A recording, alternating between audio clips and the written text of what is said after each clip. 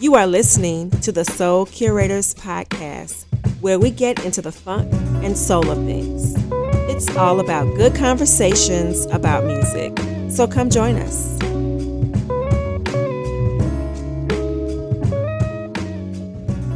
Welcome to the Soul Curators podcast. Season 4 is going off, and we're glad y'all are here with us. Thank y'all for joining us.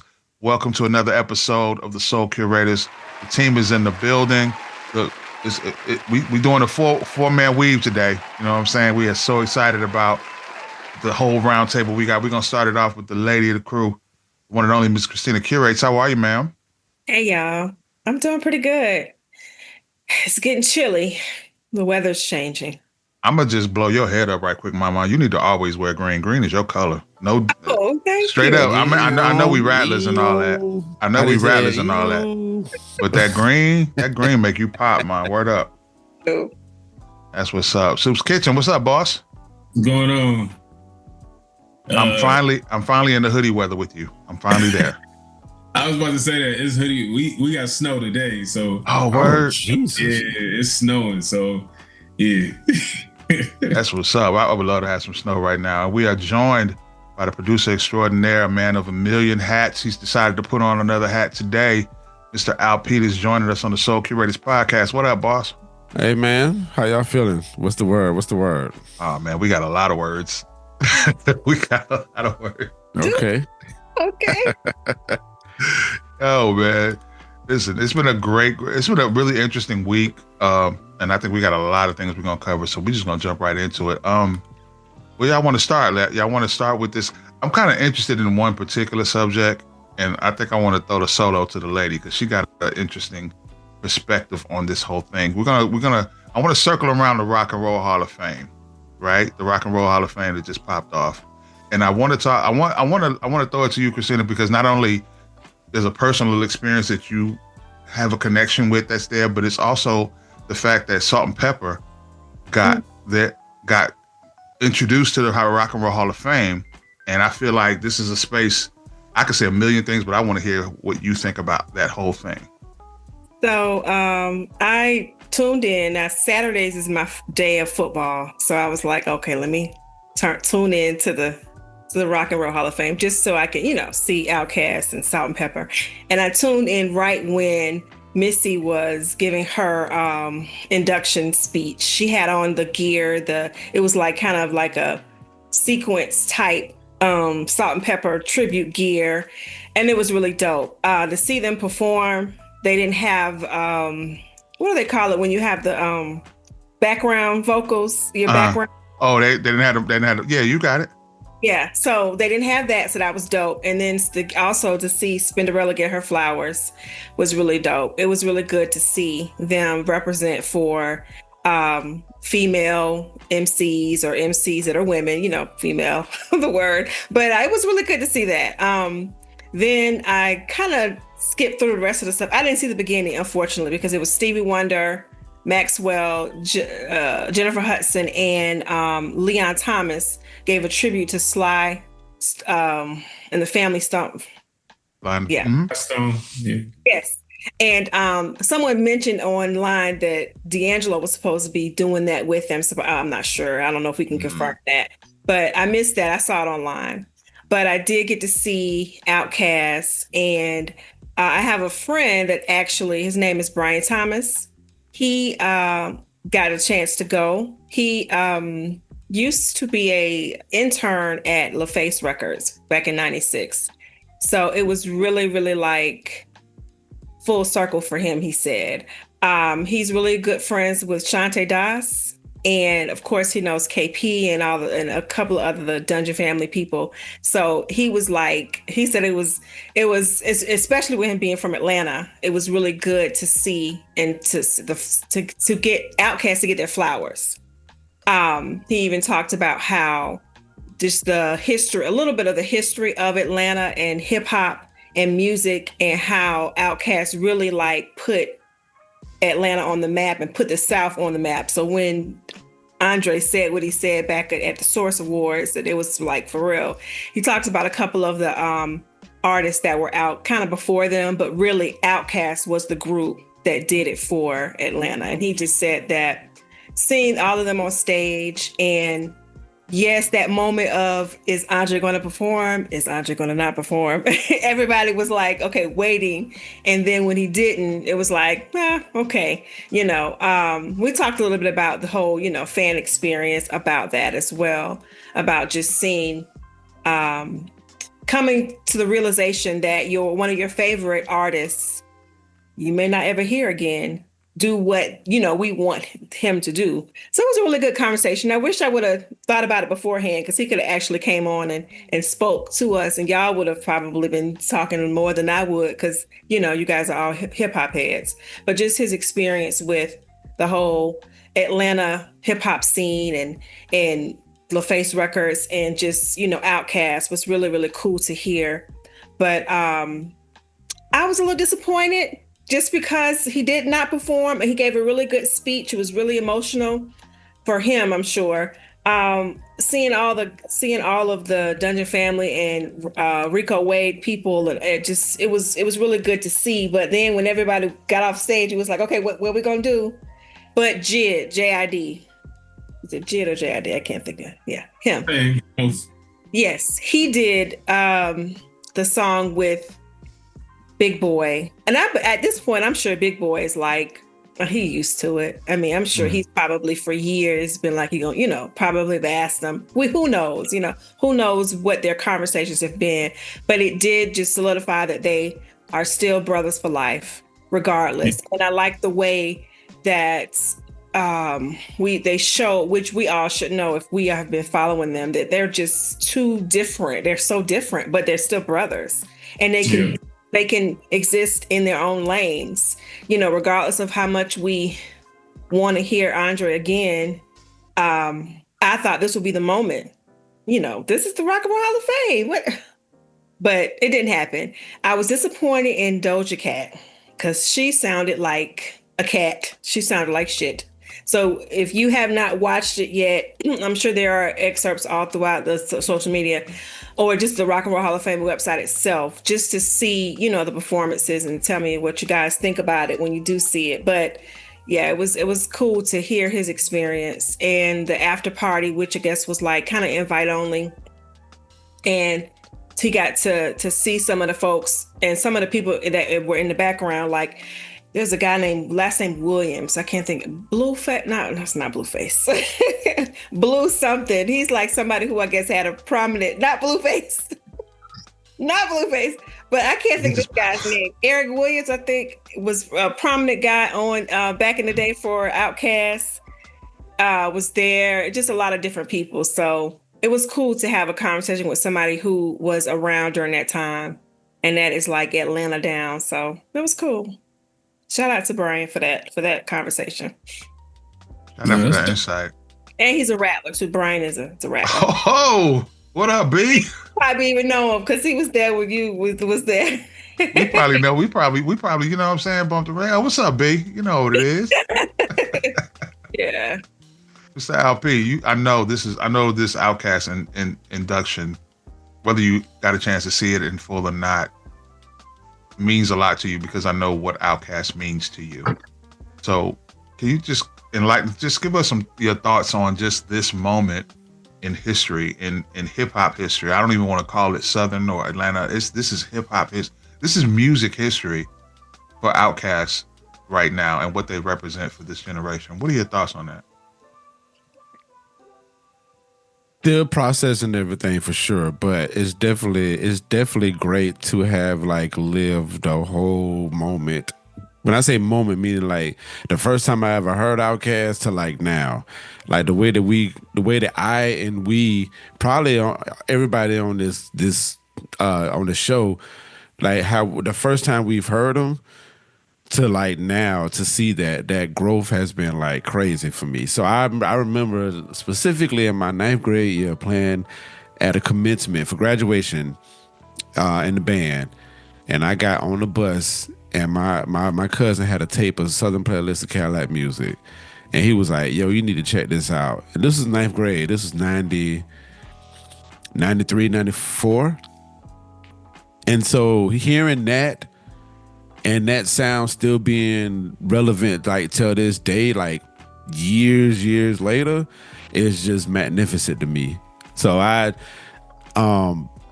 really dislike I'm gonna say dislike because I'm a super OutKast fan, but I really dislike that I missed it. I'm going to watch it and live the moments and all that stuff, but I am definitely proud to be a magnificent fan of both of them individually and collectively.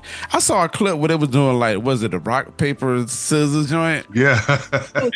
Like for real, like that's what we talking about. You know what I'm saying? Between that and just the respect that Big Boy has given Andre to live in his space, for Andre to still be reciprocate of what Big Boy is doing, and just the whole Dungeon family. Like when I saw that picture, I saw like Big Rube in the back, I saw like Slim Calhoun in the back. I'm like, man, like they really set that standard, and they truly put Atlanta like really on the map, and more so really put like hip hop on the map. So not to kill the time or whatever, but it's just really cool to see that happening, man. And you still look at, like, I look at them as my brothers for sure. So like, you know, it's like the little brother syndrome. Like, man, you know, I'm happy for them and I look up to them. But just to see that happening, like for them to get inducted in the Hall of Fame, is tremendous, man. It's tremendous. So I'm proud of them. I'm bumping OutKast all week. Yep. And that's what it is. Goodbar, were you in Tallahassee when they came to Lee Hall? And he told me, he was talking about that. My friend was talking about how people was not, receptive of sound because, FAMU is like a melting pot of just so many different kind of people. You got up north, down south, Florida all day, just all kind of people. And it's like, wait a minute now, what is this? So, I experienced a lot of that, sis. Like, okay, so the years I was on the set, like, I distinctly remember that. I remember Common, even though he's an alum, I remember them looking at him sideways. But the one that stands out, and I know I'm deviating a little bit, I actually sat on the set with Dead Prez and talked to them. And people were like walking by them like they wasn't. I was like, nah, they kind of got something here. Like, they got something. And it's so wonderful to see all of those artists and those bands and those groups still relevant to this day, still living in their purpose. They don't feel like they've changed. They feel like they've grown, which is different. Sometimes change is in growth, and changing as a person is different. I've seen all of them grow. And so this being able to say I witnessed that, and now the royalty that they've always been, it's now confirmed for everybody else. And that does it for me.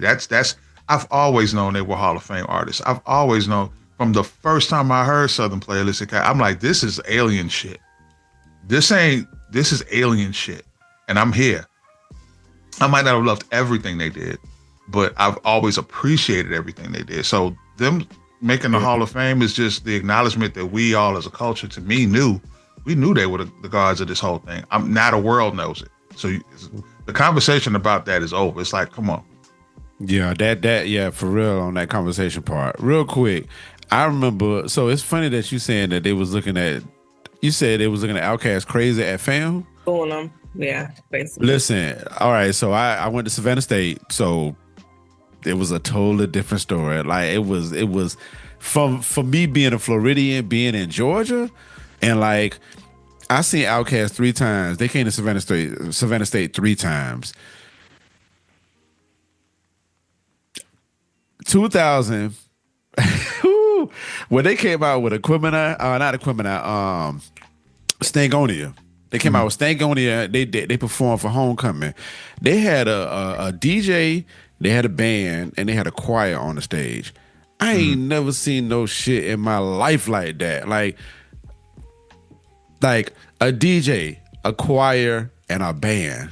And you got Big Boy and Andre. And you got, So, I mean, I guess that was a cheat code because we was in Georgia. Maybe later on, they may have been more receptive, but when they first came out is when they came to They got boo. Oh my God, Tallahassee, do better.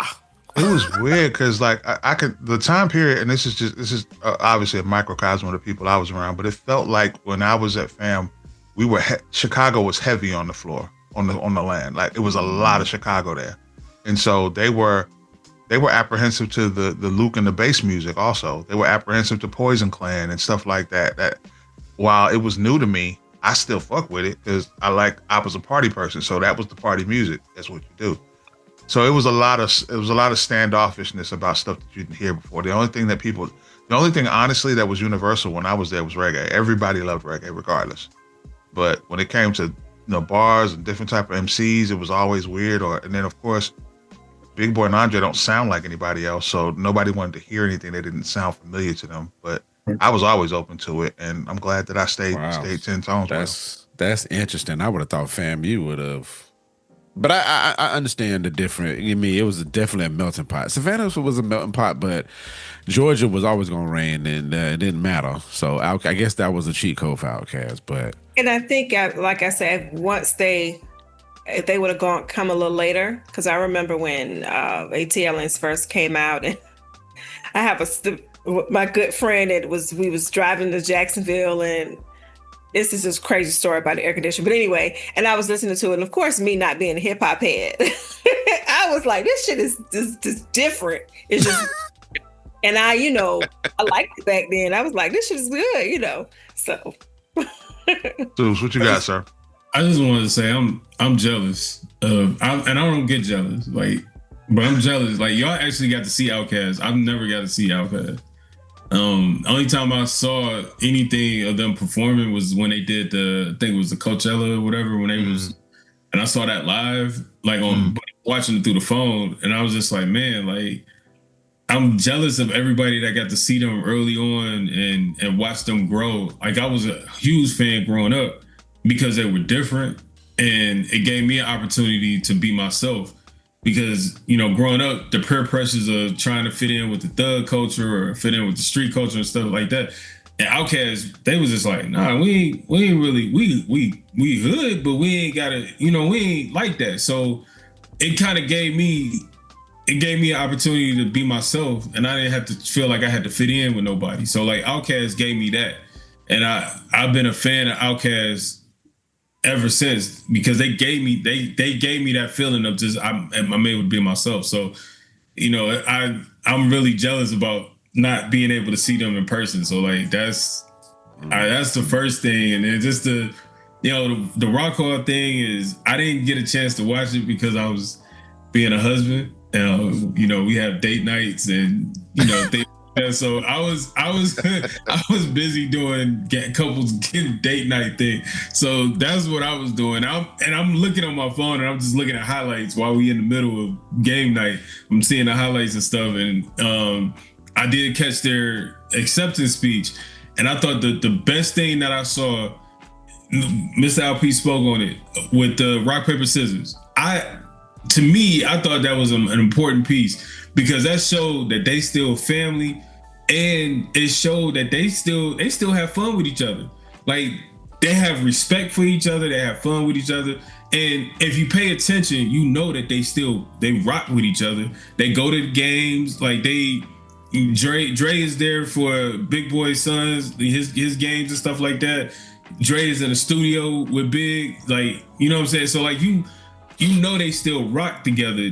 It's just not in Dre to perform, or I ain't gonna say like he don't want to rap no more, because he was just on Killer Mike stuff. So that album was what, 2-3 years old. So like it's not that long. So for me, I'm like, all right, as long as they cool and they got their thing going, we just gotta live with the fact that Dre is over with. Like this is the biggest stage that they gonna ever be on, and Dre was like, "Fuck it, I ain't rapping."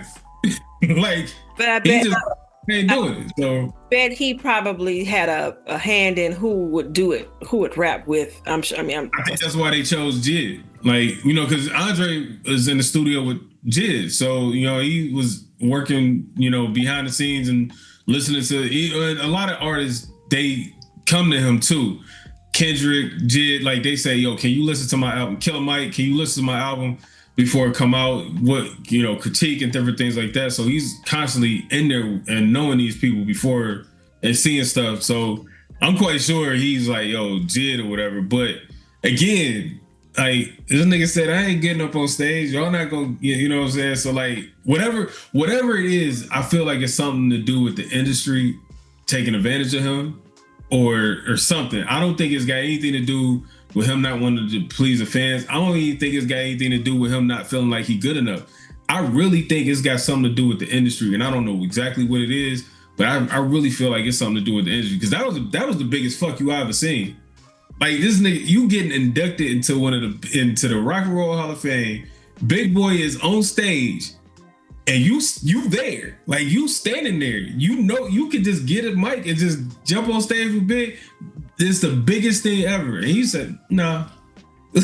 Like, I'm surprised he was even there. Honestly, that part too. That part too. He was at least there. Right. Now, thank you for showing up. Tyler, the Creator, did. Now he was perfect. He did Bombs Over Baghdad, and that was the great. I mean, that was the best part. Well, not the best part, but you know, when after Doja got off, I was like, "Who the fuck?" And I'm gonna be honest with you, Janelle Monáe. What song she did, I forgot, but she was doing too much. It was a little extra. She was. But that ain't. Janelle Monáe came on because of Big Boy, right? Yep. Big Boy is the one who discovered her. Yeah. I mean, the perfect. I just don't know what Doja Cat. I could have seen Doechii before Doja Cat. I agree. But the two things about Andre. The first thing, kind of back to what Seuss was saying about it. As you were talking, Seuss, it made me think about it. I think about Andre the way we think about Eddie Murphy not wanting to do stand-up anymore. You know what I'm saying? Because it's like, it ain't like he ain't funny no more, but he just, everybody wants him in that medium, but he's somewhere else with it. And I don't know where his brain is with it, but it's like, we know if he get up on stage, it ain't gonna be nothing. It's gonna be right back where he at, because he's always been funny. But it's just something about him not wanting to do that because everybody wants him to do it. And I think I'm feeling Andre like that too. I don't know if that's it. I think it's a combination of what you said, Seuss, and then it might be something mental. He's just like, he sees rap a different way and he don't feel like he fits into what it is now. But I'm so grateful for all of the for all of the OGs that are dropping music this year and that have been going forward to prove that, like, I ain't, just because I'm 50, 60 something years old, if I'm still dope, I'm gonna put music out and people gonna rock with it. And it's been happening. So it just opens up a lane that if Andre ever decides at 62 he want to put a rap album out, guess who's gonna be there buying it? Me. So I mean, and I think we also don't know like where his mind was when they started. He may not have seen this in his future. You know what I mean? It may have caught him off guard. Damn, we really got big. You know, wow. But you know, we just don't know. We don't know. I mean, the what was it? After Stank on You, and then he dropped the what was it? Hey, like this man saw heights that no rapper really seen before. Like he was in a group, and his group is a huge group at the time they dropped Hey, but that Hey song is his solo song. Like it's an OutKast song, but it's his song. That man saw shit that I don't think he was expecting to see. So Prototype. I mean, who would have thought Prototype wasn't the song that took him over the edge. I know, Prototype was our song. Like Prototype, white folks wasn't fucking with Prototype like they was fucking with Hey. I'm talking about just him, seeing him or hearing him not rap, hearing the ballad the way. I mean, this is like, come on, now this nigga different. Yeah. Yeah, he really saw some shit that we don't know. Like, that's fucked up though. Or it could be as simple as sometimes if rap is home for you, and you get in that and rap takes you away from home because of how successful you are, and you get to see other places, and then other places look way better than home, you're not gonna go back home.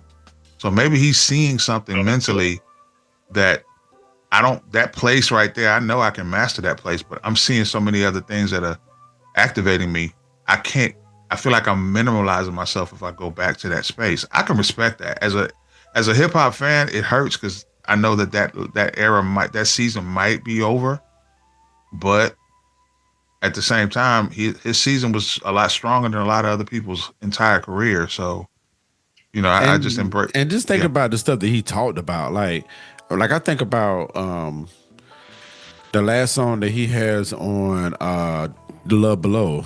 Was it the Life of Andre Benjamin? Like, bro, that's one of my. The way that he was talking in that song was so like. It was ultra prolific. Like you could just tell. I mean, even before that, we knew that he was out of this world because he really, really was on that shit from day one.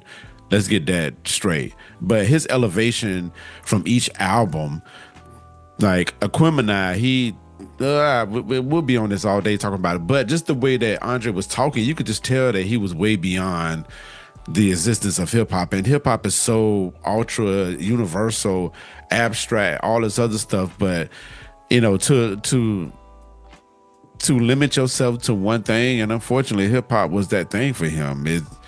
It might have just not resonated with him, and that's just a piece that we gotta accept. That we gotta accept. Yeah. Do you think with the culture of hip hop, do you think with what he was able to do?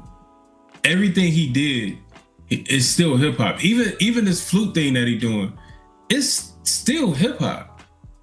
Yeah, because he's ours. He's ours. Not just that, but what he's doing with the flute is a freestyle. Like he's freestyling on the flute, but so he's bringing a hip hop element into that realm of jazz. Like you're right. I don't think great point. Great point.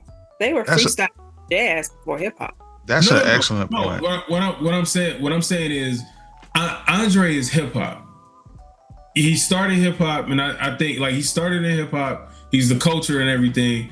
But I know jazz is it's a freestyle art. I understand that. But what I'm saying is like he still took what he came in as a hip hop artist and carried that over to everything else he did, painting. Even Class of 3000, like all of these things, all of the different things that he did, the hip hop element was in everything else that he did. He never stepped away from hip hop. He never went pop. He never changed his style or nothing like that. He still stayed hip hop to the core.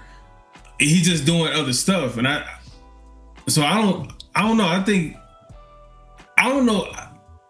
I don't know what it is, and we could be here all day trying to guess why we're not gonna hear a verse from him or album from him or another OutKast, whatever. But he never left hip hop. That's as I'm really thinking about everything that he's did, like he never left hip hop. I look at it like this. I'm come from the school of this. Like to me, I'll give you an example. Living Single is a hip hop show. That's facts. You know what I'm saying? The Fresh Prince of Bel-Air is a hip hop show. I feel like when our legends are excelling in other elements, when they started off in hip hop, but we know that they're not using hip hop as a vehicle to get successful. That's just who they are. Everything they do is hip hop to me. So to your point about Andre is exactly right. Because Andre didn't use rap to be successful and then abandon it. He is rap. He's hip hop. There are people who use hip hop as a vehicle to get from A to B, and then once they get to B, they out. They're not that. So I feel like when you take it with you into these other elements, you make that element hip hop. Pharrell is in Louis Vuitton making hip hop. You know what I'm saying? Like that's just the way my brain calculates it. Whereas I can give examples of the contrary as well, where there are artists who doing stuff that started out in rap, and it's like I ain't jacking that. What you doing is not hip hop because you left hip hop. You know what I'm saying? So I agree with you. Yeah, that's a hip hop jazz album that I just ain't been ready to pay $67 for on vinyl, but I might eventually. Yeah. Before we leave Grammy talk, I do want to circle back to Salt N Pepa. First of all, Missy looked fucking amazing. I mean, she looked so damn good. I mean, she looked, and I'm not saying it from a visually like lustful state. I'm looking at it as she looked healthy, good. You know what I'm saying? Like, people were commenting on her looks because she's lost weight and she's changed, you know, her style or whatever, but she looks super healthy and super good on top of that. It was really wonderful to see. And then on top of that, who better to induct Salt N Pepa to the Rock and Roll Hall of Fame than the first lady of hip hop to ever be inducted into the Rock and Roll Hall of Fame? Like, that was a dope reach back, I thought. And it made perfect sense. And then also to see the three of them together. Mm-hmm. I don't know if they mended for this or they mended prior to this, but they were there together. I thought it was. I thought it was prior to. I think I saw something online. Yeah, I think it was prior. Yeah, that's beautiful. That's beautiful. I think they got everything together during the 50th hip hop. I think that's when they started working everything out, and it was. Yeah. In Vogue looked good. They came out and Kid and Play didn't introduce them, but they came out and gave them their jackets for Push It. So it was yes, it was dope. It was good to see. I did learn something though. I didn't know that their music wasn't on streaming. Like really? Push It isn't on streaming. Other songs are, but they had to go in and remaster everything. I think they had to go back in and remaster everything, but talked about that. The original version isn't streaming. She talked about that, about getting their masters, which is crazy. They still haven't got it? Nope. Damn. So they pretty much in the same, like where De La Soul was. They pretty much in that, in that type of realm with streaming stuff and their masters and all that. So real quick before we move on, I'm still watching this interview with Big Boy on Killer Mike podcast, and he mentioned that I think he said Backbone mentioned the Big Boy that I guess it was like full circle because when Andre said South got something to say, Salt N Pepa was the one introducing them. Salt N Pepa was doing the announcement of like the winner of the album. Oh wow! So the full circleness of that, I thought that was pretty. I was like, damn, it was Kid and Salt N Pepa, and they mentioned OutKast, and OutKast won that. I was like, wow, that's crazy. I need to listen to that. And my last thing, I'm sorry, I forgot the second thing I wanted to say about Andre.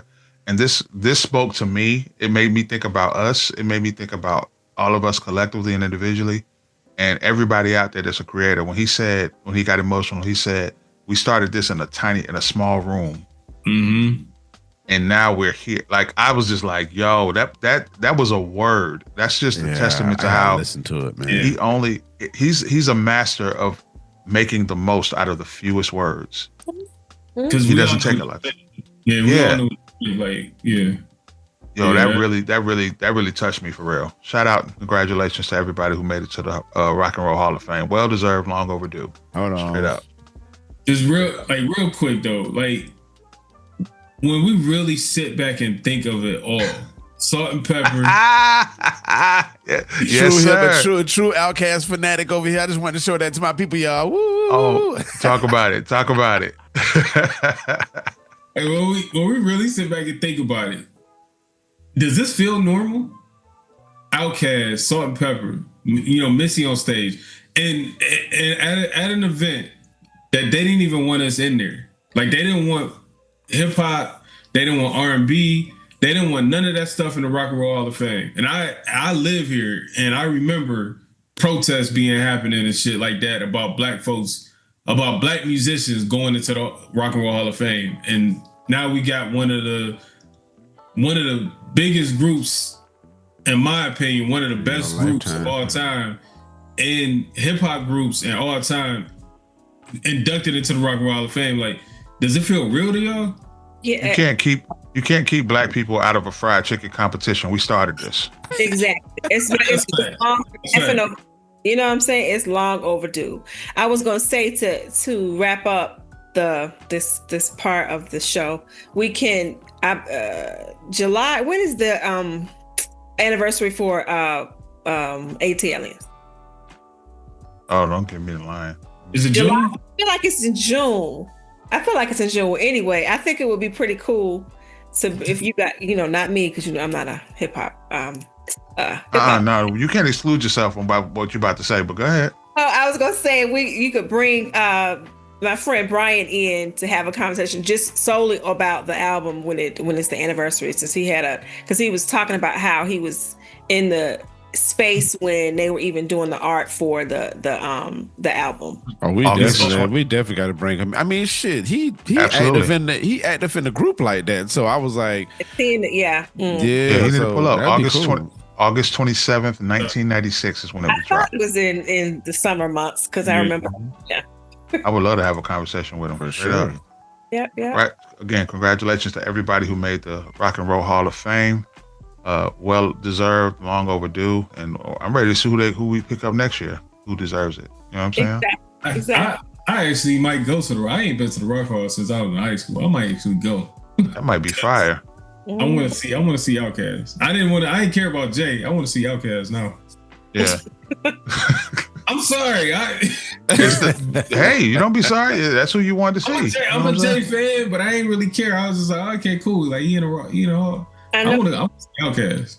Yeah. I know you mentioned about the Grammys in the talk. We'll have a little bit of conversation about the Grammys. Yes, indeed. Saw all of the nominees, but I will say that I think we talked about them. But with congratulations to Terrace Martin and Kenyon Dixon for being nominated for a progressive R&B album. I guess I don't know. They got nominated twice, right? Yeah, 3 times actually. I think. Yeah, it was. I think it's more. No, it was a hip. The one with Rhapsody, the song with Rhapsody. They got. We Major. I think that got nominated. Duran Bernard got nominated for one as well. He got nominated for 3. He got. I want to see him win one. Look, they better not give Duran Bernard no Grammy, because when he walk his ass on stage, he gonna go ham, and I'm gonna be all the way here for it, straight up. It's gonna be Cleveland too. Like I know he gonna give us his flavor. So yeah. We say this every year, and I really do stand on it. Like I don't think the music that we love requires a Grammy validation. But but on the flip side, I love to see them win. I love to see the artists that we love and support win. I know I have a bipolar relationship with this Grammy thing, but I do love to see when people that we know and we watch grow and really, put part of the soil of this culture. I love to see when they get their win. I just do. Even just a nomination. Yeah, I was about to say, at this point, I don't even care if they win or not. Just the fact that they getting recognized on this big stage is big enough for me. Like even when I saw Rhapsody, when she got nominated for Layla's Wisdom, that was a win for me. I was just like, shit, I've been screaming Rhapsody's name for years and nobody knew. And now she's getting nominated for Layla's Wisdom. I didn't care that she didn't win or not, but I was just like, that's a win for me. Like, to me, I look at the nominations as wins. Like, it is. It gives you your name is being more exposed. Now you're gonna be able to work with more people. Now you're gonna be able to tour more places because your name you've been Grammy nominated. So it's a win. So everybody that's the Clips, the Kendricks, the Doechis, the Leon Thomas. And Leon Thomas being a new artist is kind of weird to me, but I mean, I got to put the album, the EP. I think you got the EP I downloaded. I got to put it in the box for y'all. Because Victoria Monet won new music artist. I mean, new artist. It's weird. I want to know how that works. She had 2 albums before. Exactly. Yeah, so, I want to know how that works. Like, how do you get on a new artist play? I don't. I got to think about it. How long has he just started getting, the eye not that long ago. People know him from when he was on the show, but in terms of his music, this Mutt album, that shit has definitely done numbers. I love the fact that the artists that we love, when they get nominated, you got to call them, you got to speak their name different. It's not just Leon Thomas. It's Grammy nominated Leon Thomas. But when they win, it's Grammy award winning Leon Thomas. You know what I'm saying? I love to see that. Grammy nominated Kenyon Dixon. You know what I'm saying? I love to see that. Case Renata, he on there. Yeah, like so, One person, I'm sorry, y'all. One person that I just don't know. I want to know how y'all feel about Givion's album. I didn't listen to it. I actually saw Giveon at a festival, and I will say I can see his talent. Mm-hmm. He has a sound that's unique to himself. Yes. It just his vibration ain't where my vibration is. So I don't. It ain't really. You know what I'm saying? It didn't register on my. You know what I'm saying? Like my rhythm didn't catch it. Yes, there was one song I can tell is the only song that I actually listened to off the album. It was it. But I did a post in what is it called, Threads, and everybody was like, "Oh, it was great," but some people was like, I can't listen to his voice past one song," which is true. There's something about it. His voice sound like an alien, like a robot alien type thing. Like I don't know, it sounds weird. Like I can't listen to it for long. I'm like, okay, I hear the song. The music, the production got to be on point. I can't. When he be singing and it's no music or it's like low, like little production, skip. It's like it's weird because it's like I can't say he can't sing. He can. It's just his singing don't. The vibration, that vibrational level. Don't. I can't. It doesn't do what music that I like does for me. You know what I'm saying? Like music that I like catches me where I am, and his has not caught me. And that's not to say he never will, but it just hasn't so far. Nah, I don't think he ever will. I'll just be honest because that's how he sounds. Is how he sounds, and he has a depressing sound, and that's where he gonna be at. I don't see it no other way. Like so it's gonna be a lot of skips for me. Bro, I'm gonna love your segment when we get it popping. It's gonna be so fire. Hey, real quick, I'm sorry. I'm just kind of overlooking the list or whatever, just to see what the Grammys and stuff. They got a best melodic rap performance. That's new. That's not new. It's newer. It's in the last couple of years. I think that's interesting. On that. Kendrick and SZA's on that. Yeah, they on that, and then Drake and Party Next Door. Which when I saw those two names, I was like, all right, cool. And also, real quick, shout out to Vibes Don't Lie for being nominated for a Grammy too. That song there is the funk. That's a song. Funk, boy. Now when we talk about vibrational level, yeah, I'm right there. Hit me right there. I'm all for Leon Thomas. And I hope he does win some because I'm all for his that shit. He got some songs that's like, but it's Giveon, best album, Giveon, Coco Jones, Legacy. Legacy gets nominated a lot. Yeah, shout out to Legacy. And that's the sad part. Wait, what? She don't win. Like she get nominated a lot, but she don't win, and that's the sad part. She deserves to win. I'm not hating or nothing like that. What I'm saying is she deserves to win. Oh she won. Yeah. You know what I'm saying? She be working, boy. There's not that many people talented as her. Album also, and Leon Thomas, but for rap album. I think this record, the album, the song of the record of the year is kind of interesting, man. I mean, I'm just gonna name a couple: Luther by Kendrick and SZA, Anxiety by Doechii, Bad Bunny got a joint, Sabrina Carpenter got a joint. Like, it's an interesting category. I have no idea who's gonna win that. I just want to make sure the Clips get one. I don't think what the Clips win. I think they got to get one. The Clips. I think the Clips album is better than GNX, and that's not saying GNX is whack because it's definitely not. But I hate the fact that I mean, it's good that both of them are in the same category, but I don't like that they're in the same category. Yeah. Like I'm like, how the hell? Like how are we doing this? Yeah, I want them to win whatever category they in. I want them to win that category. Exactly. I just wish, I wish Birds Don't Sing was getting a nomination. That to me is probably that might be one of the most beautiful rap songs I've ever heard. So it didn't catch on until after the submission. So that song was, when we heard the album, we knew that was the one. But that song didn't start getting its traction until after everything was submitted for the Grammys or whatever. So Yeah, that was like the third song that they put out, right? I mean, that was like that. So I think if that was one of the first ones they put out, that would definitely be, Grammy nominated. But that's definitely a song. What I don't like. Oh, go ahead. I'm sorry. Go ahead. Real quick, what I was saying, I don't like in this best R&B performance. I don't like Justin Bieber being in that. I don't consider Justin Bieber R&B. What? I'm You're not R&B. I'm hearing you, but I do know that Justin does make he does delve into R&B, but he's a pop artist. People swear up and down about Justin Bieber. Wow. Yeah, delving into R&B just because you sound like. No, you know what? Never mind. I ain't gonna do it. Wait. So you're saying Justin Bieber is just strictly pop? Is that what you're saying? Yes. I think he hasn't made an R&B song that you like yet. Yeah, that's what I was gonna say. Because he does have some R&B songs that I'm like, okay,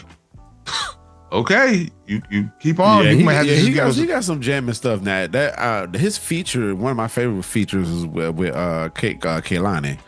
I think it's a Up All Night joint, and he slid on that joint. Like I was just like, okay, Justin.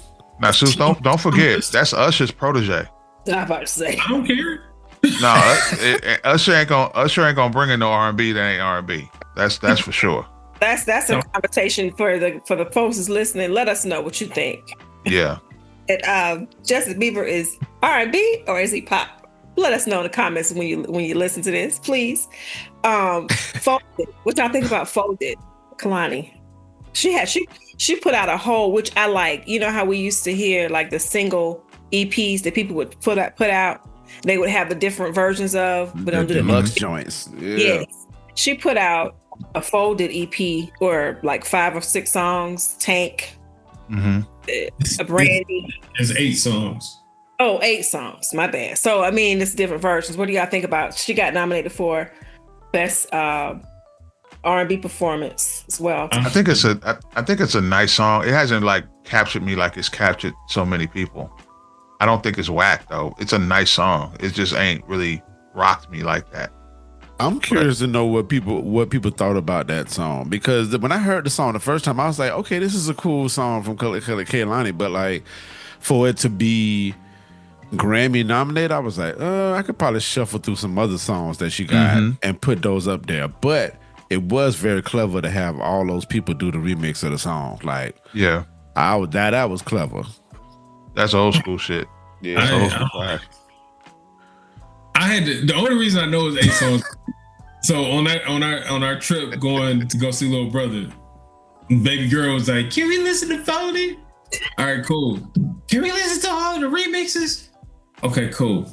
So I'm listening to it and I'm like, I don't get the hype. I don't like it. I don't get the hype. So like I didn't care for Monie Long's twin. No, not that one. What's the first one she did? Made for Me. Oof. Yeah, I don't like that either. But I that's a hype song. That's a married couple song. Whatever. I don't really. It was a sweet song, but it ain't have me like, oh my! It didn't have me in the chokehold or nothing like that. But that's the same. That's the same for this Kehlani thing. I don't. And her name sounds like colonic. I'm sorry. What? Her name. Her name sounds like colonic.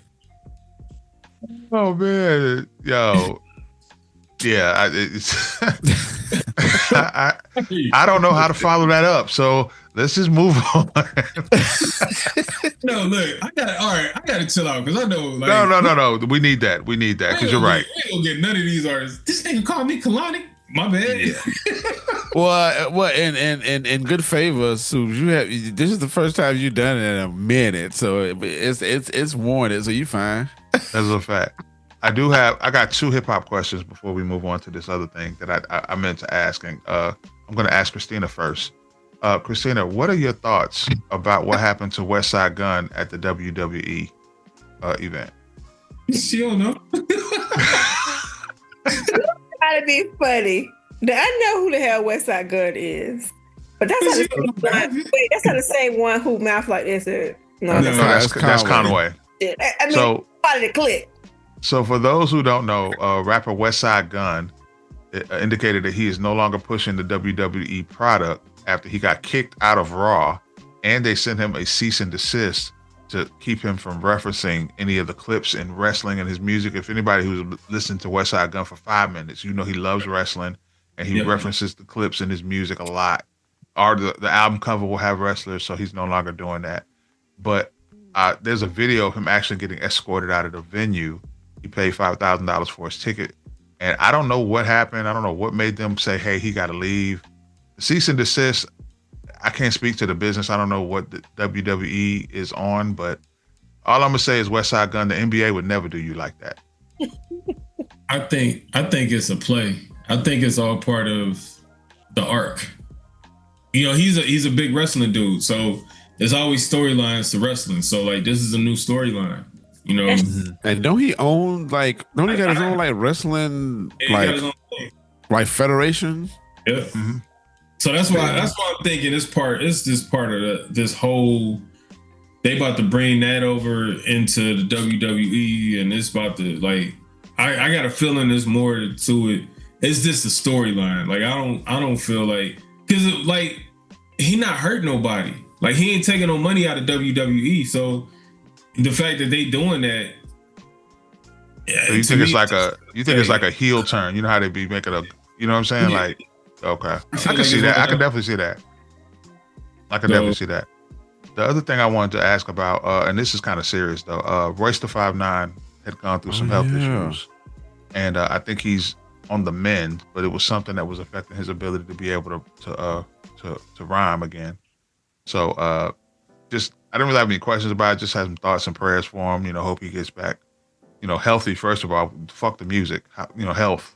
You know what I'm saying? Healthy and all that. But it's just, you know, I always get antsy when our legends start getting, you know, having these things that they can't control affecting them, you know, health wise. And so I'm like, it always goes back to that hip hop union that, you know, should probably happen, so people don't got to just solely come out of their pocket to help somebody. You know what I'm saying? So. And also, DJ Wally Sparks had a health. Oh yeah, that's right. Oh, Wally, that's right. Yeah. So prayers to him. He's you know, he's in good spirits, but you have it's on his IG. Yeah, we gotta send love to Wally Sparks, man. Shout out to Wally Sparks. Real quick before we go move forward, yes, Christine, I want to give you Griselda records, so you can remember. All right, so Westside is always going to be the do do do do do do do do. He's that. Conway is always going to be like, yeah, nigga. Like he always be like, yeah, nigga. And then Butcher is always the Butcher coming, nigga. Like, so if you can remember that, you got the beard. Yeah, he got the pork chop sideburns. Yeah. And then Butcher is the weak link. He's the weakest one of the group. So wait a minute. So which one is it to be? The one with the Conway. Hold on, I'm sorry. So it's 3 of them or 4? It's 3. Okay, so my one of my you are a fool. that was your brother, little brother. One of my besties love West Side. She probably like, hi, it's Christina. What's my name? What's my name? Here's the tier. Is Conway, West Side, Stove God, Shay Noor. Stovito is Griselda? I know Stovito was Griselda. Benny the Busher. I was trying to think of some other people, but that's okay. So that's here's my take on it, Christina. Here's my version of it. Okay, so Conway is the top tier MC in Griselda. He's like the bar. He's like the Jada of that crew. He's the bar guy. He's got the bars. Westside Gunn is style. He's a style guy. You know what I'm saying? So his bars might not be clever or witty or dense, but he got so much style that he's kind of fly with it. He fly over the beat. You know what I'm saying? That's what is attractive to him. Right. Benny is trying to be like a Jada type of guy, and Benny is I know Soup's has him really low on the tier. But Benny he's a rapper, but he doesn't have the witty bars of Conway, and he don't have the style of Westside. But he's not whack. He's a bar guy. He's a rapper. Like I'm all about these bars right now. You know what I'm saying? But they all kind of bounce off of each other in different ways. But yeah, that's kind of. And Conway is the one who has the Bell's palsy. Okay. Yeah. Okay. He got shot in the face. He got shot in the back of his head. He got shot in the neck from the back, and it caused Bell palsy in his face. Oh, you know what? Who I got over Benny too? I got Conductor, and then Benny. What's your beef with Benny, bro? What's your beef with Benny? What? Why are you beefing with Benny? Man.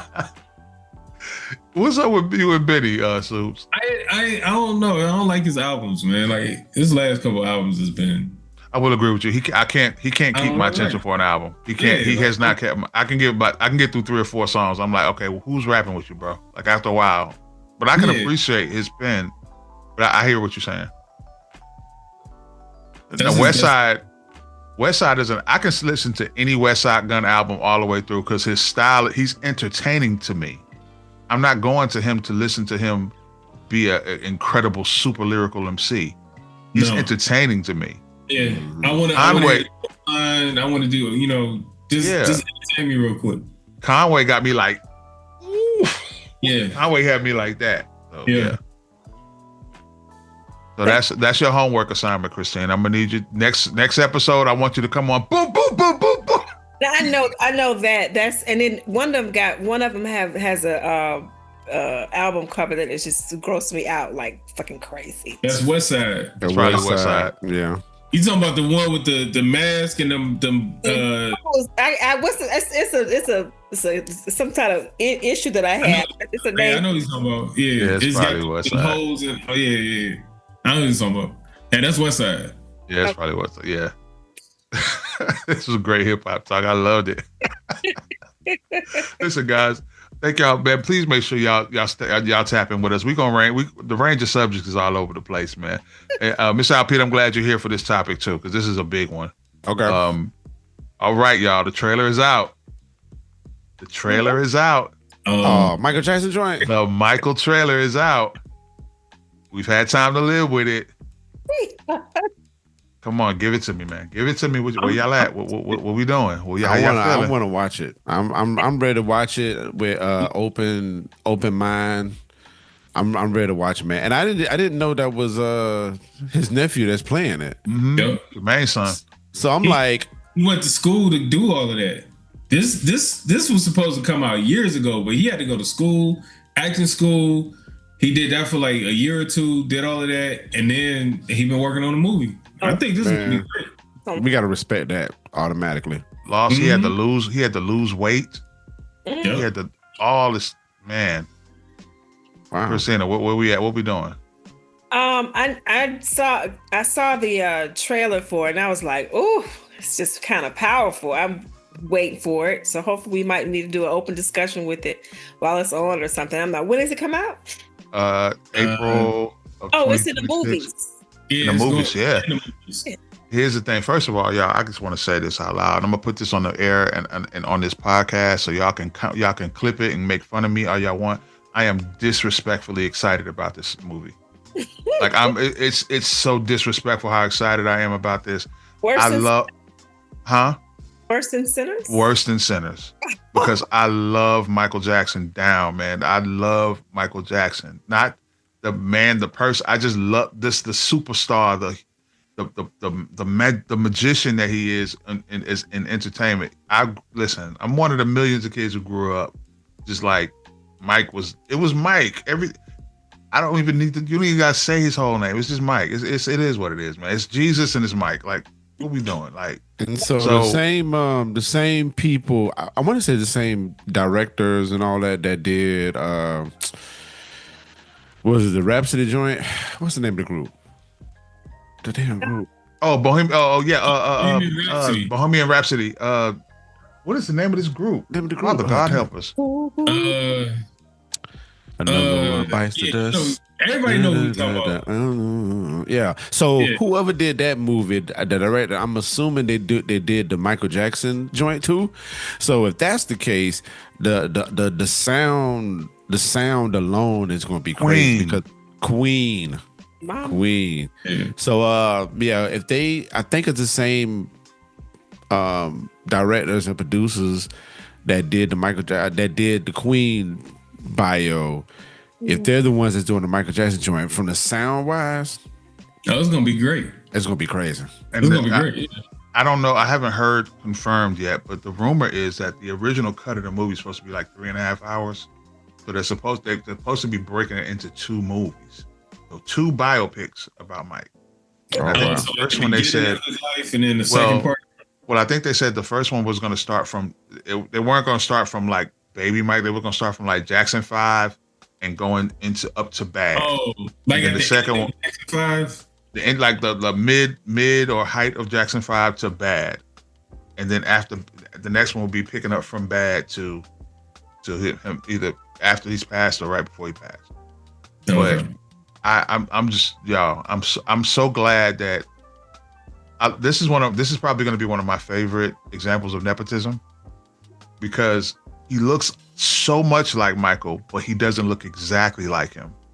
Right. And I like that, because it's like they didn't cosplay Mike. They got somebody who's related to him and looks like him, but ain't like somebody just, you know what I'm saying?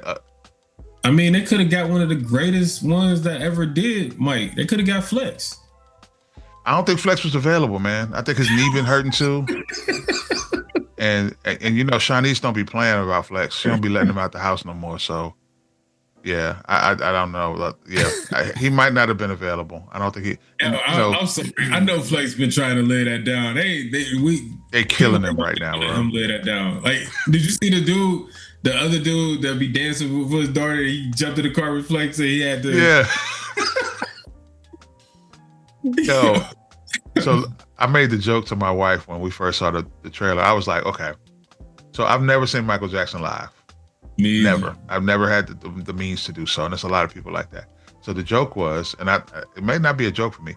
You know how when he's in those stadiums and all them people just be passing out and they be having to carry people over the crowd to take them to the EMS because they done fainted and passed out because Mike just stood there and turned his head and didn't do shit else. I said, look, that's gonna be me in the movie theater. As soon as he stand up, I'm just gonna I've always wanted to faint at a show. I'm gonna just faint in the I'm gonna embarrass the shit out of her. I'm just gonna faint in the movie theater. They're gonna have to carry my ass out. I gotta play into the mystique. Like, we gotta do this Mike thing right. You know what I'm saying? I was just, y'all gonna see a video of me just coming out like That's crazy.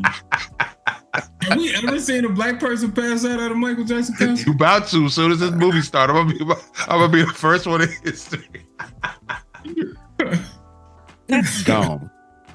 But I'm hearing the discourse that I'm hearing, and I want to get you guys' thoughts on it, is that, like, I heard somebody say, I hope that certain people go to this and don't get upset, because there's no way Michael Jackson, they're playing 30 songs in this movie.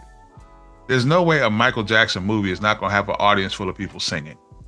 And I know people like their movie experience is different. You know what I'm saying?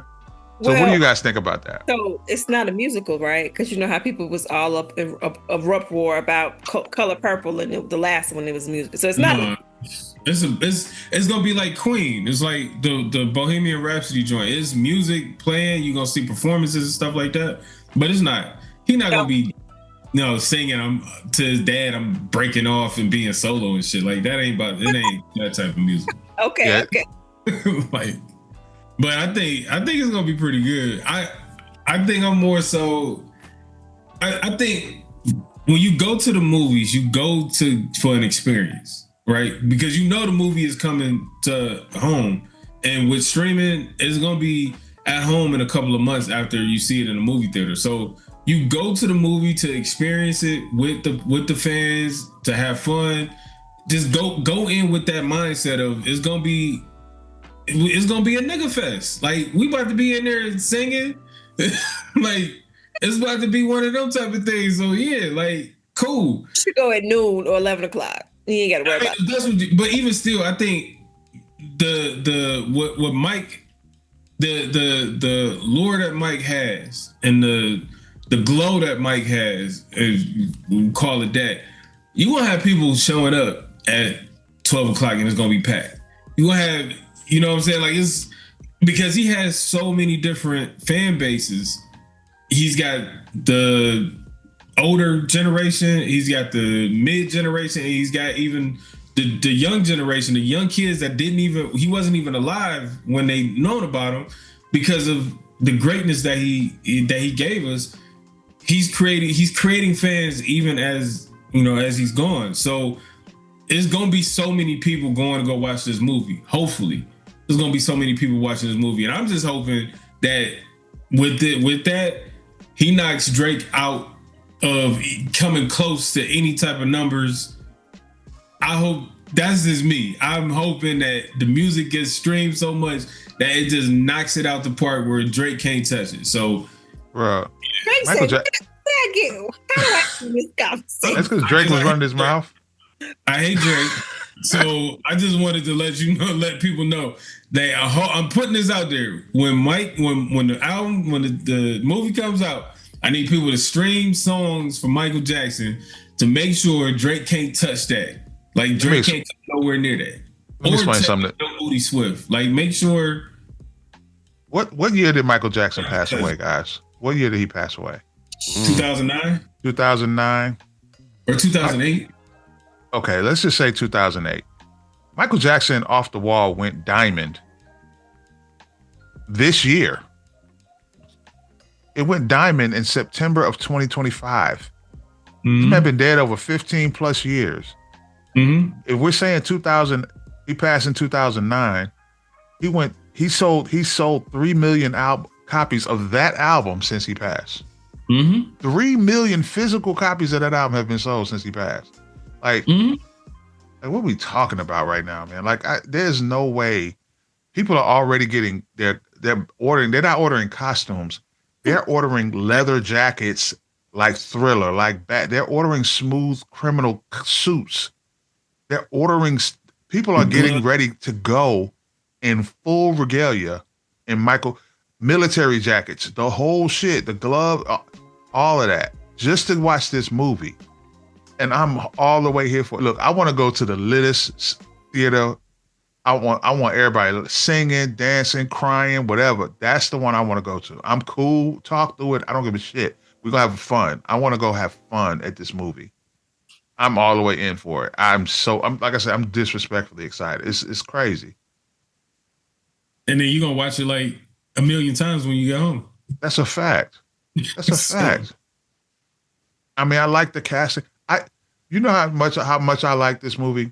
They've even casted the nigga that I hated, one of the niggas I hated the most from Insecure, as Quincy Jones. And he looks perfect as Quincy Jones. The light-skinned dude that used to date Issa, that said he was from Houston. He's playing Quincy Jones. And he looks perfect. He sounds exactly like him. You didn't like him in Issa, right? I hated that nigga in Insecure. First of all, as a Houston nigga myself, he completely disrespected the city, talking about he was from Houston, saying the shit he was saying is not H-Town at all. I was like, no, he's not from Houston. That motherfucker's from Conroe. That is not a Houston nigga. Anyway. Not from and the bad thing about it is he's really from Houston, but he ain't giving H-Town vibes. But anyway, he's going to be Quincy Jones and he looks perfect. I'm like, yo. I need to see the cast. I'm starting to think this might be the hating episode. Like, we just hate a lot of shit on this. I mean, you know. All right. Okay, wait. Susan, we the only ones hating. So Christina and Al, who y'all hate? Because we on the island right now. No, Christina says she didn't like Giveon. Oh, okay. Well, she didn't hate him. I don't want to say nobody. I was thinking about it because you said Insecure. Oh, I know who you talking about. Because I hate her too. No, we're not talking about the same person. Oh, okay. I don't think so. I think we talk about because it's just something, I don't know. As long as it's not Kelly, because Kelly I love. Oh, Kelly is the coolest one. Yes. Oh, you're talking about the light skinned one. That's what I thought she was. That's what I thought you were talking about. You don't like Molly? No, y'all leave it alone. I do my stuff. Is it Easter? In a private chat. I do my stuff in a private chat. I don't do my stuff in public. Is it Easter? No, it can't be Easter.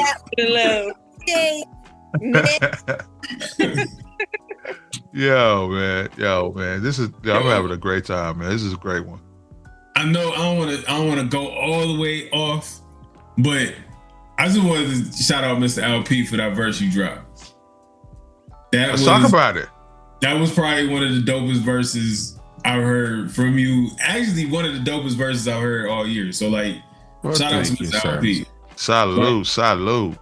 I told y'all, man, of many hats, man, and the hats fit well. I be rapping a tad, man. Just a tad bit.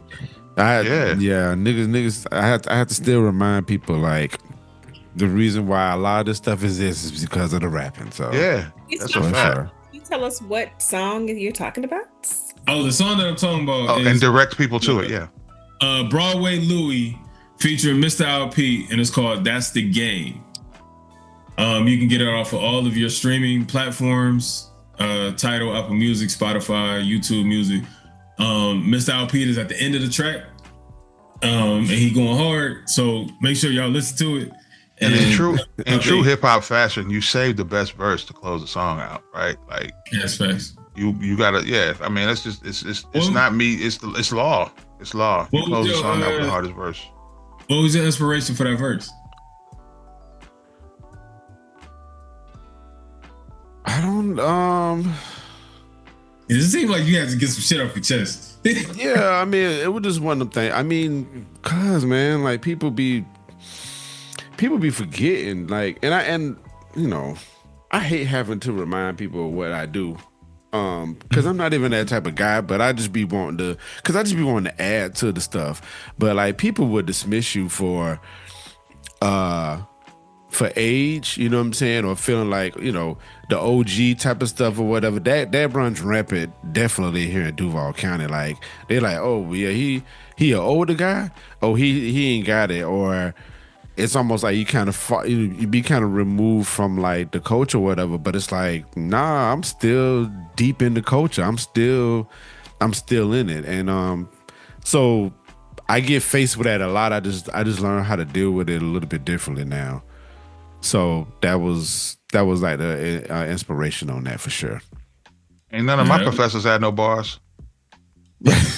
I mean, has any of your students heard it yet? Yeah, my students have heard BABN. It was one time they came in with just like, yeah, this BABN album. And they was like, yo, you was so mad on that album. I'm like, no, I wasn't. But yeah, they've heard that or whatever. But yeah, that's just the inspiration on that, man. Shouts out to Broadway Louie, because one of the few people who I have a really good relationship with, because Broadway he truly appreciates me and what I've done in the game or whatever. So he always lending me the mic to be like, man, let's get to it, man. We still gotta let these people know that you still got it. So I'm thankful for him on it. We have conversations a lot about, you know, the ageism or just feeling like people just far removed and not, you know, paying homage or respects to the OGs or whatever. So yeah, man. So I'm thankful for that. But I was definitely on some like, look, let me let y'all know what's up on this. Like I was essentially giving game to the people. So that was the thought process I had on that. And I definitely wanted to feel like I was riding and swerving. So my cadence was like a... Yeah, you definitely was. Yeah, I made the cadence more like a wavy type of thing, but I still wanted to kind of say certain words. So that's one of the things I've always enjoyed about your music is that you weaponize your inflections and it works perfectly. Like the way you inflect certain things, it's like I've never heard anybody do it that way, but I like the fact that it highlights. I don't know if it's intentional or it's just your nature when you're rhyming, where it highlights certain lines even without you having to make it say. It's like you're doing it on accident, but kind of on purpose, but it works perfectly. Like it's natural. It's not like forced at all. It's just like it's one of them things where you'll highlight something or your inflection will change and they'll make me go, wait. I want to make sure I didn't miss that. Let me go back. You know what I'm saying? And that's the type of MCing that I appreciate. That makes me wait, let me make sure I catch all of that. You know, which is interesting because a lot of people, when people explain my style of rhyming, a lot of people just be like, yeah, that's that Will Smith shit. Like I've been compared to Will Smith like crazy. They're like, this the Will Smith type of rapping.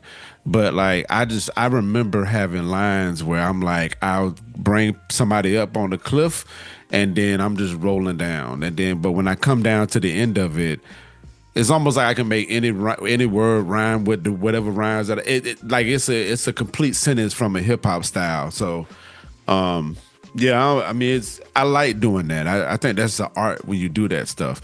And you know, Big Boy is definitely one of the many influences of that. Because I mean, listen to how Big Boy rap. Like we never heard anybody rap like Big Boy from, you know, saying now. So just his cadence or whatever, you know what I'm saying? And then it is other people's cadences that I love too or whatever. But I just love that style of rapping, that type of exercise or that weaponry. So yeah, man. Shout out to MC Al. MC Al got some stuff up his sleeve. So I will say 2026 will be another project unfolding for sure. That's what's up. That's what's up. So listen, guys. Because I still rap out here in these streets. I'm gonna clip this up and put it on. I'm putting this online right now. I still be rapping in these streets. Quit playing in my face. Talk to him. Well, you know what? You can play in my face. I don't have to goddamn acknowledge it. That's what the thing is. So see what I'm saying? That shit going. See what I'm saying? Look, I like when you talk like this. Let's talk to them, my nigga. Let's talk to these niggas. Man, good to see you. Yo, I just got off a microphone. You right there. I'm still on that wave. Go ahead. Child, I guess, boy. Dead alive, bro. That's right. And Christina, tell them about you. Tell them stop playing with you, sis. Tell them you out here. She got the motherfucking bars over there. You know what I'm saying? I don't want none of that Christina Curate smoke. Let them know. Christina probably just smile. Somebody try to battle her. She just smile. But it depends on what they said. I might have to do a little something. You know what I'm saying? You know what I'm saying? Yo, shout out to Suze, man. And to cap off, to tag on to what you said, let's talk about some new music, guys. I only have one, believe it or not, today. Just one new song. It actually just released. Moonchild dropped Ride the Wave featuring Ashton Tur from their new project. And they also introduced their tour is also coming out. They're coming to Houston last. I don't know why. But anyway, yeah. So I'm always ready for some new Moonchild music. So that's what I'm on right now. Whoever's ready. Ladies first. So Flower Child has a new album out, Inside Out. And oops, sorry. She always take us. If I had to choose one song, I would choose Bittersweet with Malaya, and Malaya is the singer. So yes, check it out.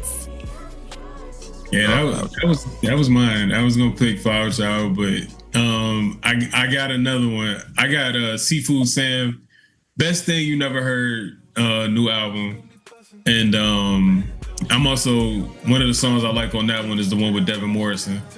What is it called? Slow Jams 2. That's one of my favorites. And another single that I got is Brittany Carter's Shut Up, Sit Down. And that's one of my favorites. So, yeah. I love her voice, bro. Brittany Carter's dope. I can't wait to do this interview with her. I'm super excited. That's gonna be dope. Mr. LP, what you got that's caught your attention in this music landscape? I'm still bumping Hit Boy and Alchemist album. The album's called Goldfish. Sure. The song that I love a lot of these songs. I love the way the album comes in with Doing My Best, but the single Business Merger is like the joint, man. Both of them, like lyrically, both of them was getting completely off. And for them to be producers, you know, people know them from a producer standpoint. But for them to get on that lyrical tip, man, it's crazy. So yeah, that's the album I've been bumping for like the past 3-4 weeks. I gotta sit with that. I gotta sit with it too. But I heard bits and pieces. But you know what, Mr. LP, with the type of MC that you are, and where they are, like the producer thing, like your ear is different from other MCs because you listen to different things. Your sound and the way you capture sound is different. So I can see why that would gravitate towards you. Yeah. That's just kind of hot the wave they're on too. So Right. that's fire. That's fire. So I encourage everybody who's checking us out, go run those joints up that we suggested. Check them out. Give us some feedback. Tell us what you think. Hit us up if you got something you want us to talk about that you're listening to that you think we would like. Challenge us. See what we on. You never know. Send Soup's Kitchen all of the Summer Walker. Send Soup's Kitchen all of the Drake. Send Yo, hey, wait, before we go, I want y'all to sit on this question. When we come back, we talked about OutKast, and I wanted to ask y'all, and I probably asked y'all this before, but what OutKast album do you think they can drop today and it fits in with today's time? You ain't got to answer right now, but just go back and listen to the catalog and see what album you think, if they were to drop it today, it'll feel brand new today. Well, for the money, yes. Show. The album I select is going to be based on the song that I'm going to select. I got to find out which album it's on. I'm gonna say Qurators. Wheels of Steel. So you got ATLiens then? Yeah. Whichever album had "There's a Fine Line Between Love and Hate." You see, can't wait to That's late. Qurators. That's Liberation. That's the album. So when I was talking about how that changed my life, the Liberation is the song that changed my life. Liberation. Man. Yeah. Take that. Liberation is funk, soul, hip hop, gospel, R&B. It's everything.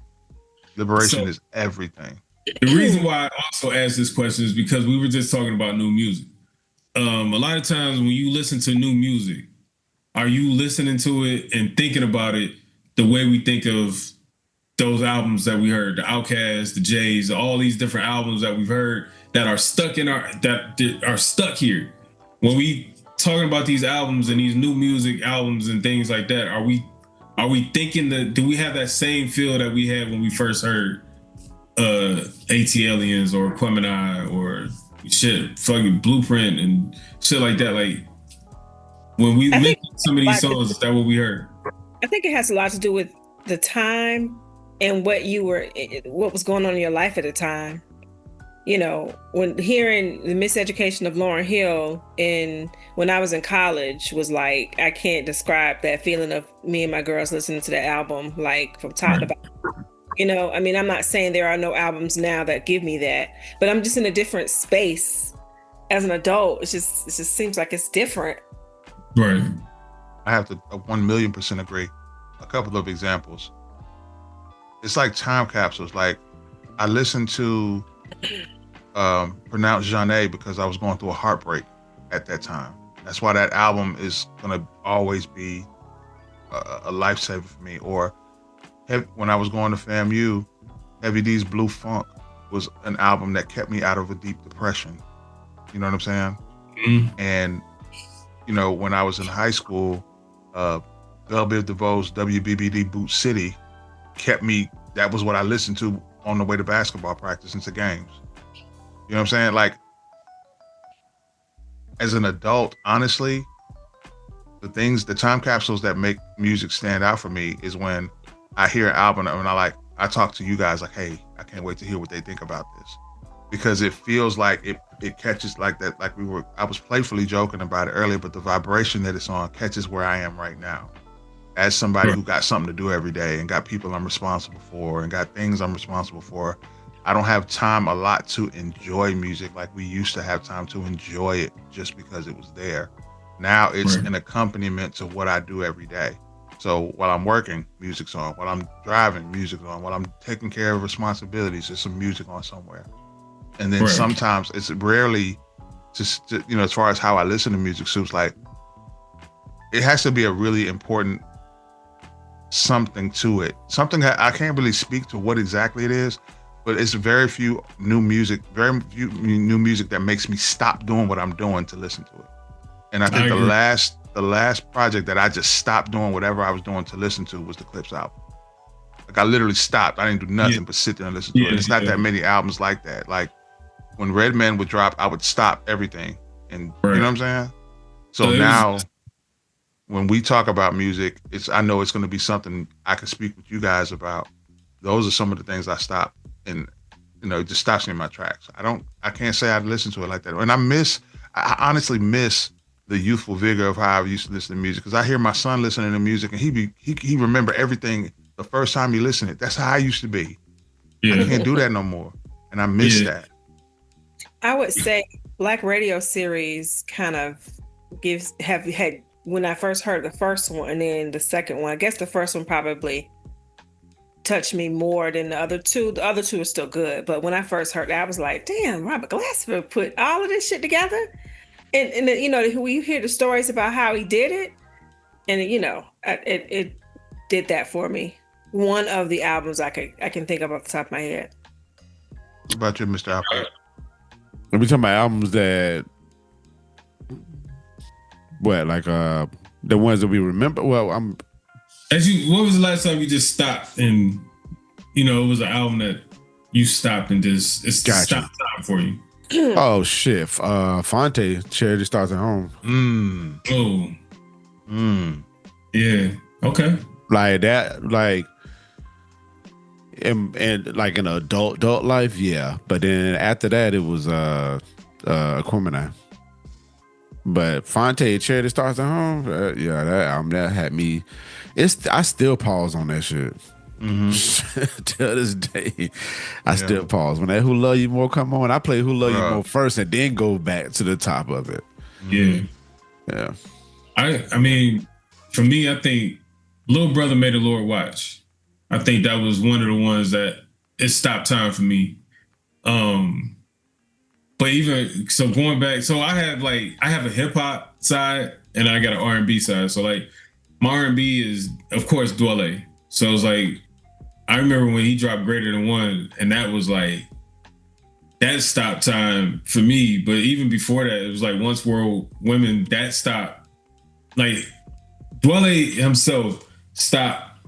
Whenever he dropped, it stopped for me. Like it was just like that. Aquemini, that stopped me, and like that was perfect. And I was young. Like I think I was like 12, 13 when that dropped. But it stopped time for me, and I was like, May the Lord Watch is probably the last time I felt like how I felt when I heard Aquemini and different things like that. But Zeus, I'm gonna fuck your head up when I tell you Depeche Mode Violator album.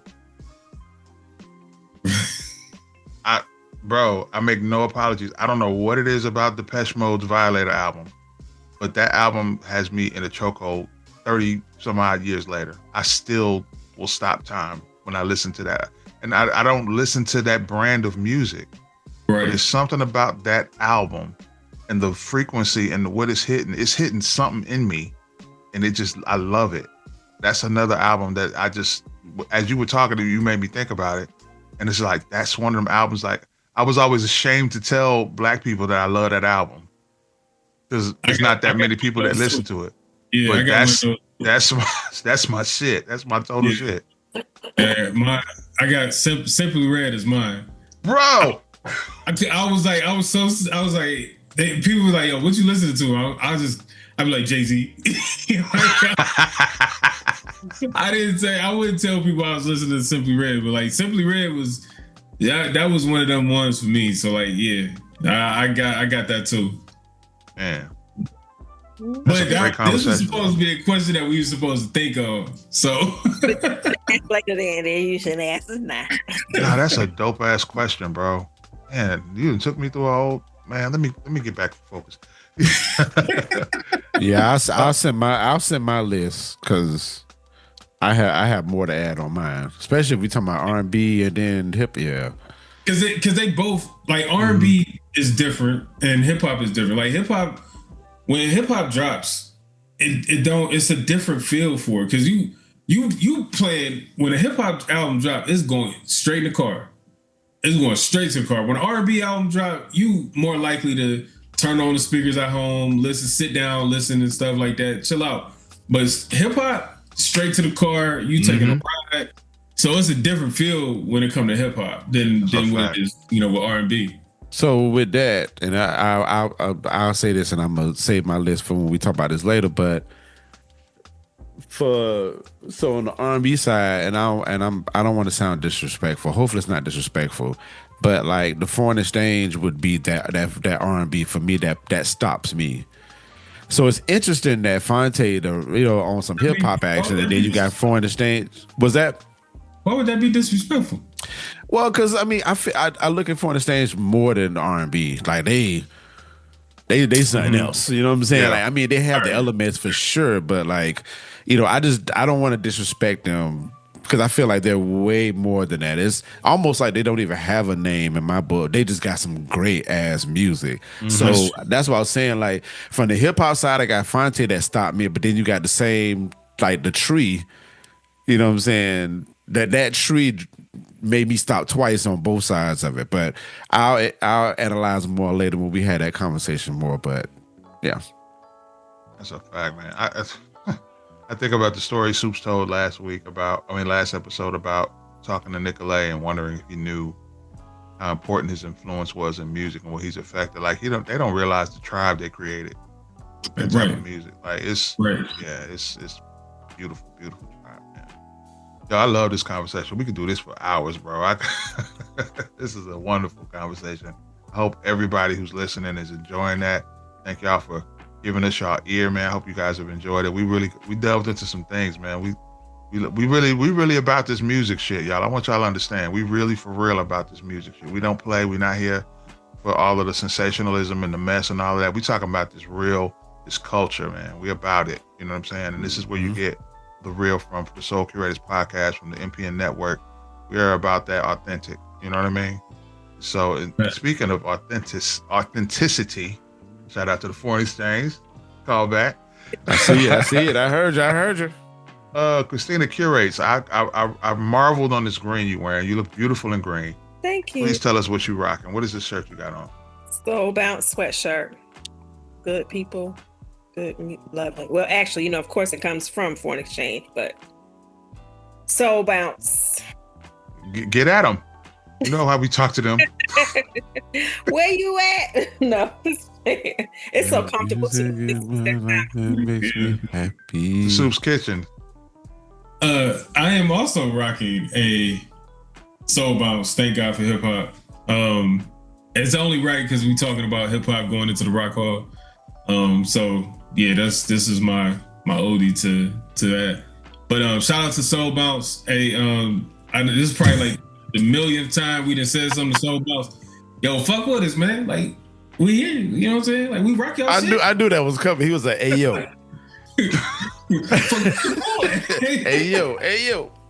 We got the most stylish MC producer in the game on the show with us today. So it's only right we asked Mr. Al Pete, what is he blessing us? Oh man, listen. With, so man? Yeah, me and you. Come on, man. Mama and your cousin too. Come on, man. Come on, man. Let them know. Let them know. And not only that, it's the olive green that's fucking with me, bro. That's dope. Like you killing it right now. Yes, sir. That's what's up. Shouts out to OutKast, man. I had to rep for them for this conversation and being on the shows. That's what's happening. Salute. I was feeling nostalgic, so I threw on my LB hoodie. You know what I'm saying? Just kind of. No, that's gotta be the most. But see, I'm numbered out though, man. I'm numbered out. All y'all rocking like the Foreign Exchange, so you know what I'm saying? Yeah. But you with the theme though. Like, you with the theme, 1,000%, 1,000%. Warmer climates. It's chilly here in Atlanta. Yeah. It's like I think it's like about 55 down here, but that ain't shit. I know. Listen, what was I saying? I ain't gonna tell him the weather here in Houston. He gonna disrespect my little temperature change.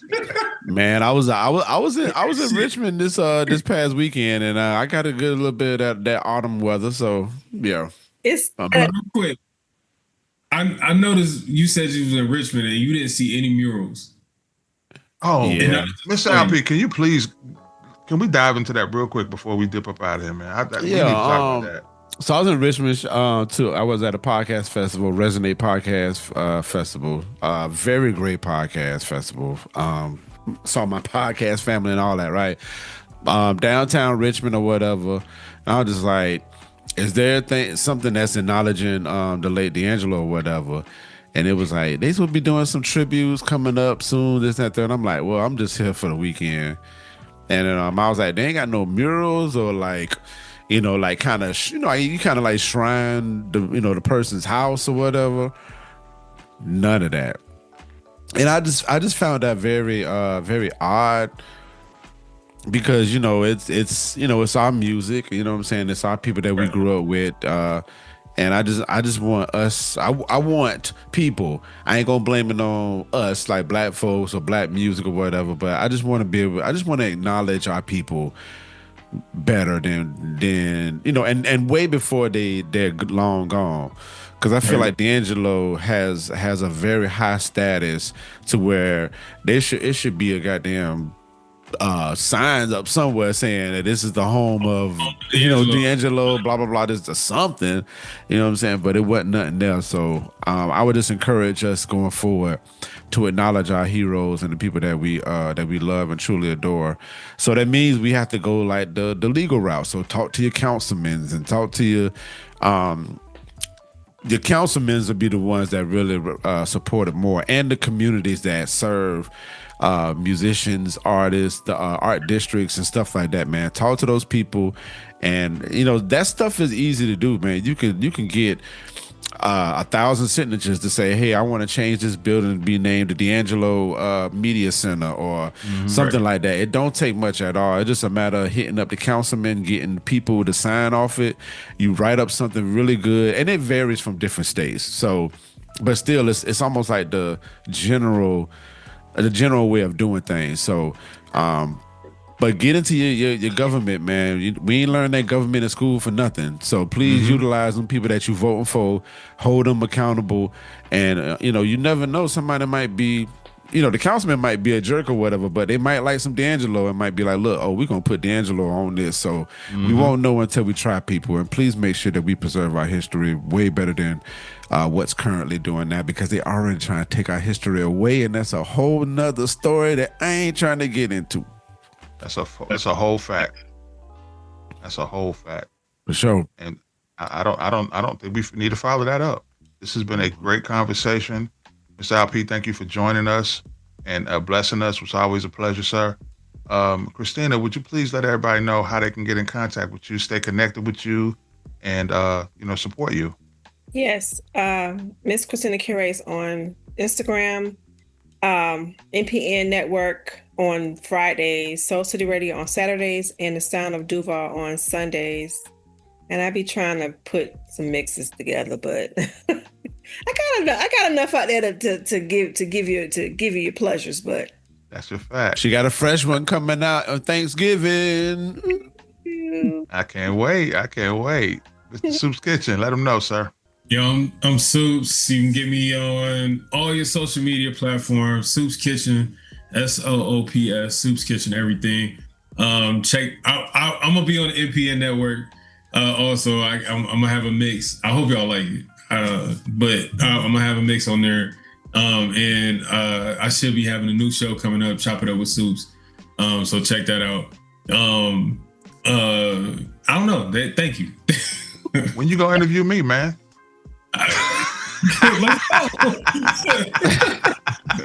Let's go. Mr. LP, sir, would you please let the listeners know where they can stay connected with you, support you, and be available, pull up on you? Indeed. Please go to the websites first, mpn-llc.com, mrlp.com. When you go there, you'll get to all the social medias. But if you want to start with the socials, just go to Mr. LP on Threads, Instagram, Facebook, etc. And then for MPN, go to MPN Management, and also follow the Groove Suite. The Groove Suite is over there popping like fish grease right now. Thank the Lord on that. So, just go check those things out and check out my people that's on here, man, and all the spots that they got. So, salute. And I am Mr. Goodbar, the janitor of this experiment. You can catch me on The Remedy every Saturday, 6 to 8 p.m. KPFT 90.1 FM. Sweep it up. Yeah, you dig? Every Saturday. The last episode we sat. It's a sit down somewhere. It's one of them episodes where you just, like Soup said, when you listen to R&B, you sit down, grab your vice, get comfortable, put it on the speakers, and just sit still for a second. And I'm all about trying to transport you from where you are to where you need to be so you can get back to where you are. So that's what the remedy is about. I'm honored to do it. We're knocking on 8 years. God is good. That's what's up. Paid in Full. We just had our last Paid in Full event this past weekend to close out 2025. Had a great time with that. Shout out to everybody. We had a lot of people pulled up that we hadn't seen in years. I actually met a few people that I didn't know. I met somebody who follows the remedy. Shout out to Reese. It was a pleasure meeting you, bro. And shout out to Stacey Adams who pulled up. OKP. What's up, Chris? It's a guy that I follow on Threads that was like, I met Mr. Goodbar. I was like, oh, you did? Okay. Yeah.